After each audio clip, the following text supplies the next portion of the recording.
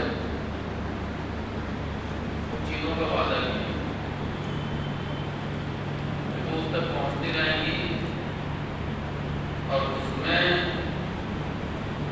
کسی بھی طریقے کا اختیار اس کے ہاتھوں میں نہیں رکھا۔ مثال کے طور پر ان میں سے جو ایک چیز ہے رزق کا معاملہ یہ ہے کہ انسان کے لیے جو رزق مقدر کر دیا گیا ہے، جو چیز مقدر کر دی گئی ہے، معین کر دیا گیا ہے، وہ اس تک پہنچ کے رہے گا۔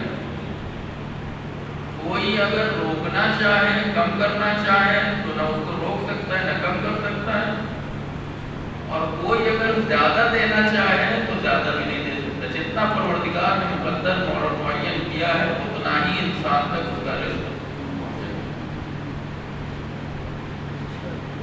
لیکن ہم انسانوں کی خواہش یہ ہوتی ہے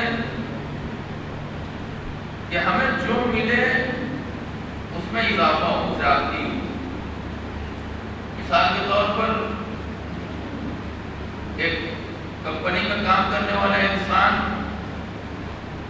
کوارٹرلی نہ صحیح تو اینوئل یہ چاہتا ہے کہ کمپنی ہمیں بونس کے طور پر کچھ دے۔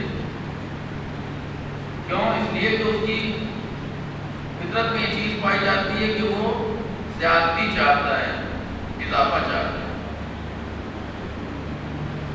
اسی طریقے سے جو انسان جو اس کے پاس ہے اس کو وہ بینک میں رکھتا ہے، انویسٹ کرتا ہے، سیونگ اکاؤنٹ میں رکھتا ہے، ایف ڈی، آر ڈی اور نہ جانے کیا کہتا ہے کہ اس میں جو ہے وہ کیا ہو، اضافہ۔ کل کی مجلس کے کچھ آج رہ گئے تو انہیں کو جو ہے وہ بیان کرتے ہیں تاکہ جو ہے وہ کل والی مجلس مکمل ہو جائے۔ تو خواہش انسان کی ہے کسی کو دین کے دائرے میں جب آپ آئیں گے تو دین کے دائرے میں جب آئیں گے تو دین کی زبان میں اس اضافے کا نام ہے برکت۔ یعنی آپ بونس چاہتے ہیں، انٹرسٹ چاہتے ہیں، زیادتی چاہتے ہیں، اضافہ چاہتے ہیں، دین میں اس کا نام ہے برکت۔ اور فرق کیا ہو جاتا ہے؟ فرق یہ ہو جاتا ہے کہ وہاں جو چیزیں ہم اضافی طور پہ ایکسٹرا بونس کے طور پہ چاہ رہے ہیں وہ کوانٹٹی اس کا بیس ہے، دین کے دائرے میں آنے کے بعد بیس کوانٹٹی نہیں ہوتا ہے، کوالٹی ہو جاتا ہے۔ صلوات پڑھنے محمد اب اس کو سمجھ لیجیے، کوانٹٹی اور کوالٹی کے معاملے کو جو سالو کرتے ہیں آپ دین کے دائرے کے باہر جب انسان رہے گا تو کوانٹٹی جو ہے وہ بیس ہوتا ہے۔ ایسے مثال کے طور پہ 50,000 جو وہ سیلری ہے، 5,000 کا جو بونس اگر مل جائے تو اس کے لیے بہت ہو جاتا ہے۔ یا مثال کے طور پر انسان جو ہے وہ انٹرسٹ ریٹ کی بنیاد پر بینکوں کو تلاش کرتا ہے کہ کس بینک میں انٹرسٹ ریٹ جو ہے وہ زیادہ ہے، کہاں پہ جو ہے وہ زیادہ چل رہا ہے، وہاں سے اکاؤنٹ کھلوانے کی کوشش کرتا ہے۔ یہاں پہ جو چیز بڑھے گی رقم بڑھے گی، رقم کیسے بڑھے گی؟ کوانٹٹی میں بڑھے گی۔ اس سال ہم نے 1 لاکھ جمع کیا، 5 سال بعد مثال کے طور پر 1.5 لاکھ ہو جائے گا، 1.25 لاکھ ہو جائے گا، 2 لاکھ ہو جائے گا، کوانٹٹی بڑھ رہی ہے۔ اسلام نے اس کو کیا کہا کہ برکت کا تم مطالبہ اگر کر رہے ہو تو برکت میں ہمارے یہاں کوانٹٹی نہیں بڑھتی، برکت کا تعلق ہے کوالٹی سے۔ کیا؟ جیسے انسان جب دنیا میں، مادی دنیا میں، اس حیات میں، دنیاوی زندگی میں جب اپنے مال کو بڑھانا چاہتا ہے تو اس کے بہت سے طریقے ہیں۔ ایک ہے حلال طریقہ، ایک ہے حرام طریقہ۔ اور ہماری زبان پہ یہ لفظ لکھا ہوا ہے کہ جس کے پاس، ہماری زبان پہ یہ لفظ جو ہے وہ رکھا ہوا ہے کہ جس کے پاس زیادہ دولت ہے، ہم فوراً یہ کہہ دیتے ہیں 1 نمبر کی تو ہو ہی نہیں سکتی، اس لیے کہ 1 نمبر سے آدمی اتنا کما نہیں سکتا ہے، ٹھیک ہے؟ تو 2 نمبر کی، 2 نمبر کا مطلب یہ ہے کہ حرام طریقے سے۔ اب حدیث کیا کہتی ہے؟ حدیث یہ کہتی ہے کہ اللہ نے مال حلال میں برکت رکھی ہے، مال حرام میں برکت نہیں رکھی۔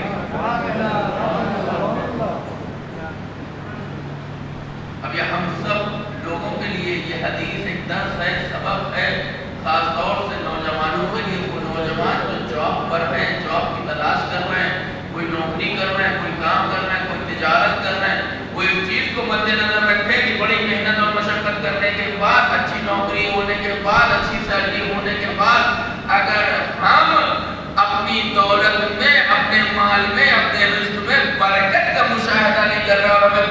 نہیں دکھائی دے رہی ہے تو ایک بار پھر سے ہمیں دیکھنا پڑے گا کہیں ہماری اس دولت میں، اس سیلری میں، اس مال میں کوئی حرام مال تو مکس نہیں ہو گیا جس کی وجہ سے برکت اٹھ گئی ہو۔ صلوات پڑھنے کو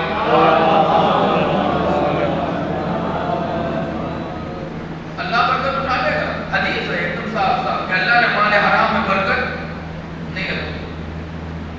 مال حرام بڑھتا نہیں ہے، اس میں نمو نہیں پایا جاتا۔ اگر اس کو راہ خدا میں خرچہ کیا جائے تو اس پہ کوئی اجر نہیں ملتا۔ کوئی یہ سوچے کہ ہم نے جو ہے وہ مل رہا ہے لے لو، حرام کا ہے ہم نہ کھائیں گے، غریبوں پڑھ دیں، کوئی فائدہ نہیں، کچھ ملنے والا وہ یا جس کو ملنے والا پروردگار آپ ایک چیز جو بہت سامنے کی ہے، جو انسان کی زندگی میں برکت لے کے آ سکتی ہے، لیکن ہم اس عمل کو انجام دینے سے کتراتے ہیں، تھوڑا سا شرماتے ہیں، تھوڑا تکلف کرتے ہیں۔ اس کی بنیاد پر شاید ایک وجہ یہ ہو کہ برکت جو ہے وہ ہماری زندگی سے دور ہے۔ قرآن مجید میں ارشاد ہوتا ہے کہ جب کوئی تمہیں سلام کرے تو تم سلام کا جواب اس سے بہتر طریقے سے، جب کوئی تمہیں سلام کرے تو اس کے سلام کا جواب اور اس سے بہتر طریقے سے۔ راوی نے معصوم سے پوچھا بتائیے اس حدیث اس آیت کا کیا مطلب ہے؟ تو امام کہتے ہیں کہ اس کا مطلب یہ کہ جب تمہیں کوئی سلام کے طور پہ کہے السلام علیکم یا السلام علیکم تو تم بھی صرف جواب میں علیکم السلام مت کہو، بلکہ کیا کہو؟ وعلیکم السلام ورحمۃ اللہ وبرکاتہ۔ صلوات پڑھیں محمد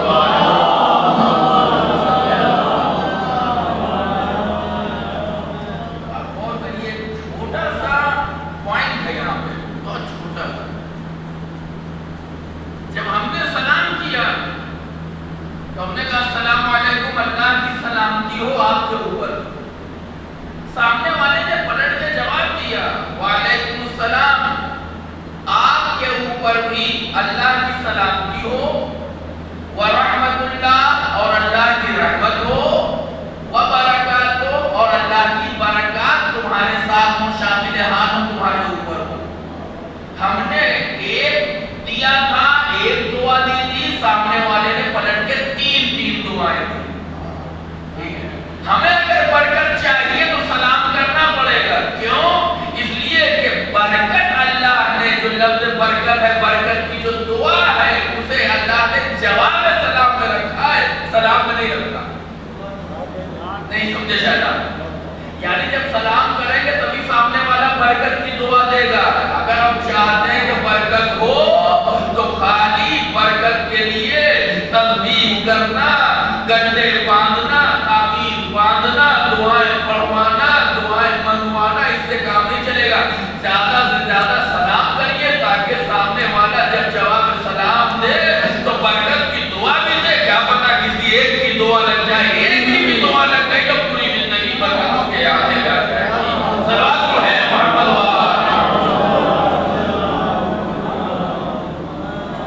وبرکاتہ۔ یہ کون کہے گا؟ جواب سلام جو دے رہا وہ کہے گا۔ اس کا مطلب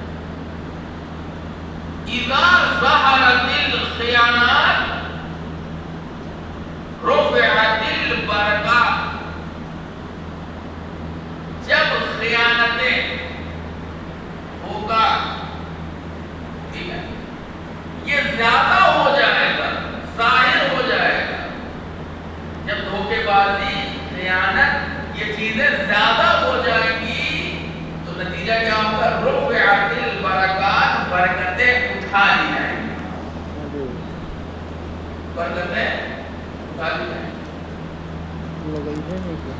اب حال سب کے سامنے پروردگار عالم نے ایک بہترین سنت ہمارے درمیان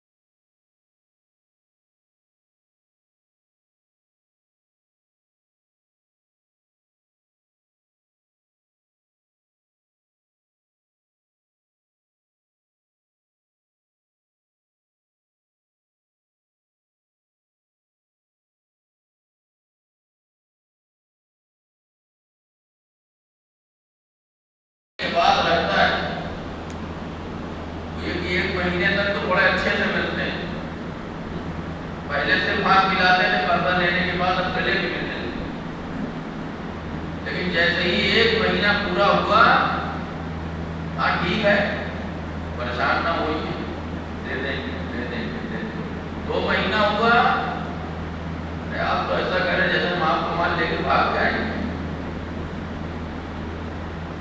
3 مہینہ ہوا، راستہ بدلنے لگے، سامنے سے ہٹنے لگے، 4 مہینہ ہوا، الٹا غصہ ہونے لگے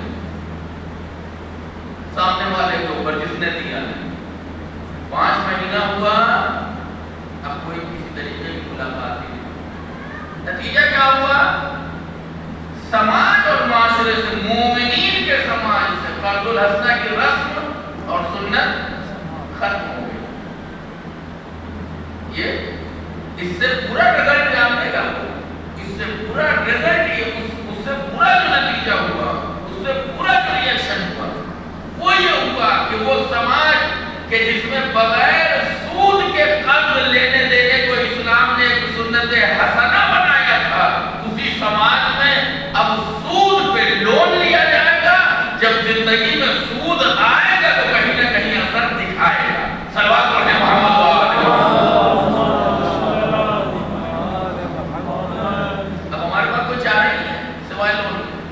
لیکن اگر مومنین کے یہاں یہ سنت باقی رہتی تو ہمیں کبھی بھی انٹرسٹ پہ، سود پہ لون لینے کی ضرورت، جب سود پہ لون لیا جائے گا تو اس کا اثر، خیانتیں، جب خیانتیں زیادہ ہو گئی تو پروردگار نے برکتوں کو اٹھا لیا۔ اب یہ خیانت چاہے ہمارے سماج کی خیانت ہو تب بھی برکتیں اٹھ جائیں گی، لین دین میں خیانت ہو تب بھی برکتیں اٹھ جائیں گی، تجارت میں خیانت ہو تب بھی برکتیں اٹھ جائیں گی، بزنس میں خیانت ہو تب بھی برکتیں اٹھ جائیں گی، خرید و فروخت میں خیانت ہو تب بھی برکتیں اٹھ جائیں گی، چاہے تجارت میں خیانت ہو تب بھی اللہ برکتوں کو اٹھا لے گا، اور چاہے ولایت و امامت میں خیانت ہو تب بھی اللہ برکتوں کو اٹھا لے گا۔ ارے یہ خیانت ہی تو ہے کہ رسول نے غدیر کے میدان میں دیا کچھ اور تھا، مدینے تک پہنچے تو امام ہی بدل دیا، ولی ہی بدل دیا۔ صلوات پڑھیں محمد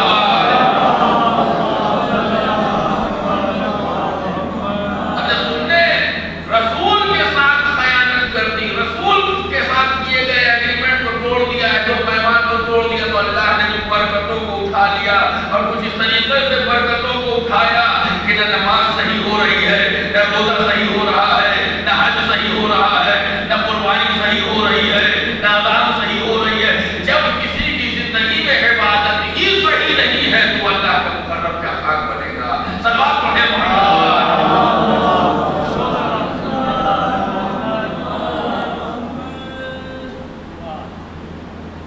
ایک اور چیز جس کی بنیاد پر انسان کی زندگی سے، سماج سے، معاشرے سے، اجتماع سے برکتوں کو اٹھا لیا جاتا ہے، اور وہ ہے امر بالمعروف و نہی عن المنکر کا ختم۔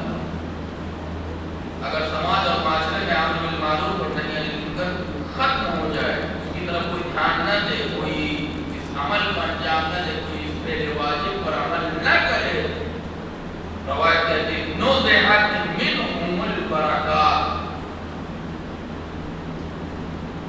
کہ اللہ اس سماج سے، ایسے معاشرے سے برکات کو چھین لیتا ہے، برکتوں کو نکال دیتا ہے ایسے سماج۔ لہٰذا ہمیں اس چیز پر بھی دھیان دینا چاہیے کہ ہم اپنی اس ذمہ داری کو، جسے شریعت نے ہمارے قدم پر ڈالا ہے، امر بالمعروف و نہی عن المنکر کی ذمہ داری، اس کو ہم ادا کرتے ہیں یا نہیں کرتے؟ ہم اسلام کی قرار دی گئی نیکیوں کی طرف لوگوں کو بلاتے ہیں یا نہیں بلاتے؟ محرمات الہیہ سے لوگوں کو دور کرنے کی کوشش کرتے ہیں یا نہیں کرتے؟ اگر نہیں کرتے ہیں تو پھر اس کا نتیجہ کیا ہوگا کہ ہماری زندگی سے برکتوں کو دھیرے دھیرے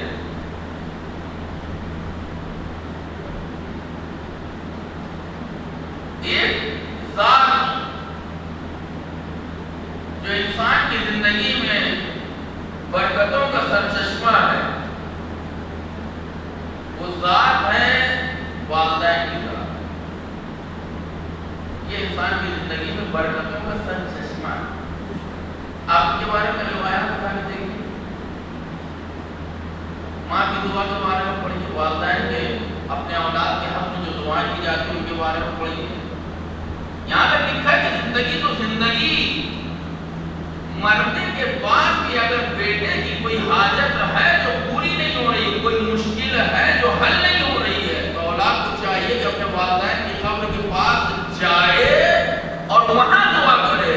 روایت کرتی ہے جب بیٹا اولاد والدین کے قبر کے پاس جا کے دعائیں کرتے ہیں تو والدین قبر کے اندر سے آمین کہتے ہیں۔ جب والدین قبر کے اندر سے آمین کہتے ہیں، پروردگار ان کی دعاؤں کو جلدی سے رد نہیں۔ یہ ہے سرچشمہ برکت، اور اسی لیے پروردگار نے یہ حکم دیا خاص طور سے کہ دیکھو ان کا دل نہ ٹوٹنے پائے، ان کو تکلیف نہ پہنچے۔ اسی طریقے سے پروردگار عالم نے اس روح زمین پر معصومین علیہ السلام کی ذوات مقدسہ کو باعث برکت قرار دیا۔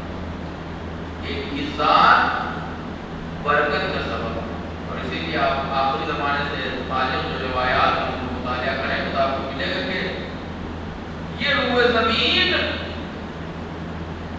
یا آسمان آخری زمانے میں، یعنی جب آخری محمد کا ظہور ہوگا،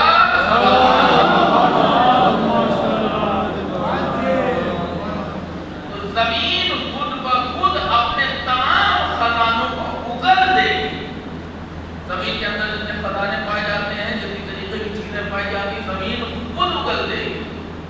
یہ ہے برکت وجود امام زمان، آخری محمد کے وجود کی برکت جو ہے وہ کہ وہ جب آئے گا تو زمین خود بخود اپنے سارے خزانوں کو اگل دے گی اور سامنے لا کر رکھ دے گی کہ یہ جو ہے وہ میرے اندر بدلنا ہے۔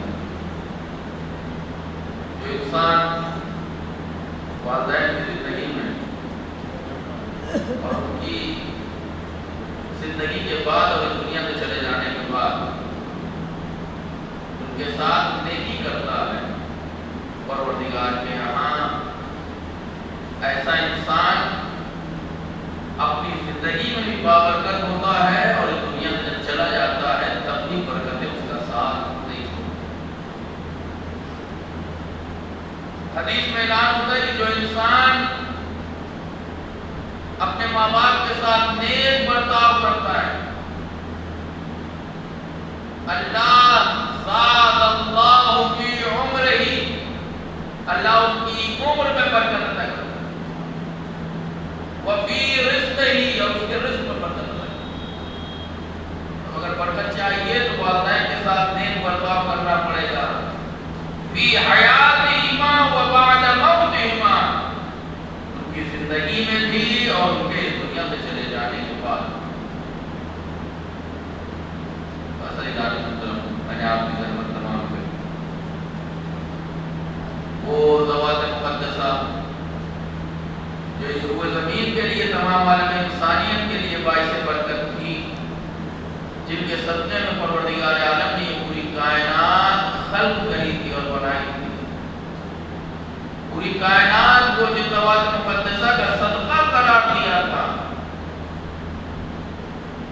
اور میں پوری کائنات کی کیا بات کروں، پوری کائنات ان کی خدمت میں ہے ہی، خاص طور سے جس پانی کو جناب فاطمہ کا مہر قرار دیا تھا، افسوس کا مقام یہ ہے کہ اسی فاطمہ کی اولاد ایک ایک بوند پانی کو تڑپ نہیں ہوتا ہے، اور کوئی نہ پانی دینے والا ہے نہ کوئی پیاس بجھانے والا ہے۔ حسین کی زندگی میں بھی بچے پیاسے رہے، حسین کی زندگی کے بعد بھی بچے پیاسے رہے، ان کی پیاس کب بجھی کسی کو نہیں پتا۔ ہاں تاریخ نے اتنا ضرور لکھا ہے کہ بچوں نے جب پانی کا مطالبہ کیا ہے تو بچوں کی آنکھوں کے سامنے ہی پانی بہا تو دیا گیا ہے، لیکن بچوں کو پینے کے لیے نہیں دیا گیا۔ حضرت عمر اللہ اس کائنات کو پروردگار نے اہل بیت کا صدقہ قرار دیا تھا، جب اس پوری خلق کو مخلوقات کو پروردگار نے جن کے صدقے میں خلق کیا تھا، وہی مخلوق آج بھی اہل بیت کی دشمن بنی ہوئی ہے۔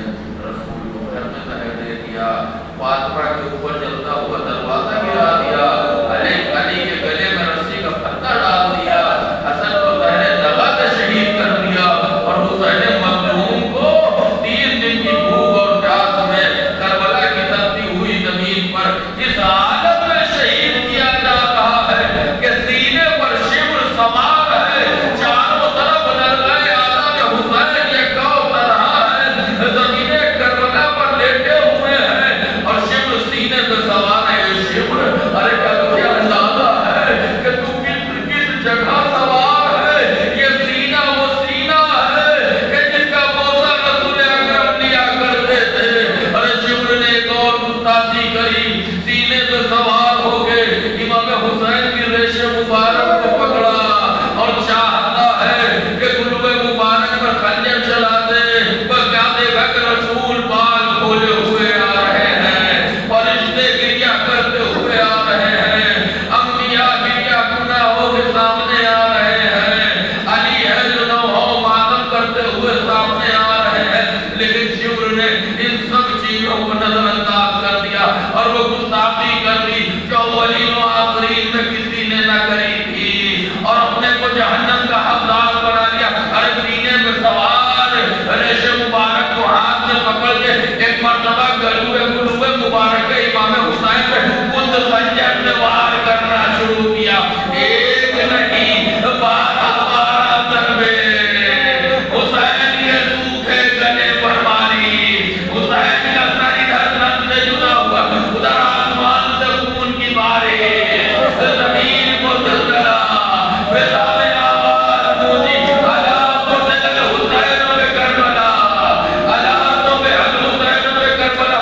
ارے زینب پریشان ہو گئی، سید سجاد کے خیمے میں یہ بیٹا سید سجاد، ارے اٹھو تو ذرا گشتے آنکھیں تو کھولو، دیکھو کیا قیامت آ گئی ہے، صوفی اما ذرا خیمے کا پردہ تو ہٹائیے۔ اب جو پردہ ہٹا تو کیا دیکھا، سامنے لوگ نیزہ پہ حسین کا سر مبارک ہے، آواز دی السلام علیکہ یا ابا عبداللہ، السلام علیکہ یا ابن رسول اللہ۔ اے پھوپھی اما آپ پھر بھائی کے ہو گئی، آج سے سید سجاد یتیم ہو گئے۔